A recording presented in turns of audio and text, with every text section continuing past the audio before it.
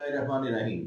अगर घर में कोई खातून है, बुजुर्ग हैं, मर्द हैं, औरत हैं, उनके पाँव में स्वेलिंग रहती है, सोजिश रहती है, चाहे वो कार्डियक इशू की वजह से है, चाहे गुर्दों के मसाइल हैं, चाहे कोई सर्जरी हुई है, या वैसे यूरिक एसिड की वजह से या किसी और वजह से पाँव में सोजिश रहती है, उसका एक हल बताऊंगा। अगर आप ये करते हैं तो पाँव की सोजिश बिल्कुल खत्म हो जाएगी। एक तरीका, उसके साथ एक वर्जिश करना आपने ये है कि आपने उनको कहना है कि सीधा लेट जाएं और टांगों को ऊपर रखना है। आपने एक टांग के नीचे दो तकिए लगा देने हैं।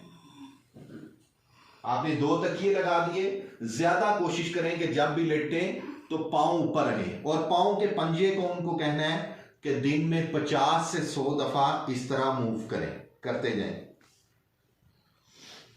अगर आप ये करते हैं, अगर अपने पाँव आप ऊपर की तरफ रख के सोते हैं, अपने पाँव के पंजों को मुसलसल मूव करते हैं, या फिर आप कोई टाइट सी जिसको टेड स्टॉकिंग्स बोलते हैं, एंटी एम्बोलिक स्टॉकिंग्स बोलते हैं, या कोई आप बैंडेज टाइट करके बांध लेते हैं, तो ये स्वेलिंग बिल्कुल खत्म हो जाएगी। ये बहुत अच्छा तरीका मैंने बताया, इसको फॉरवर्ड करें, ये सदका जारिया है। शुक्रिया।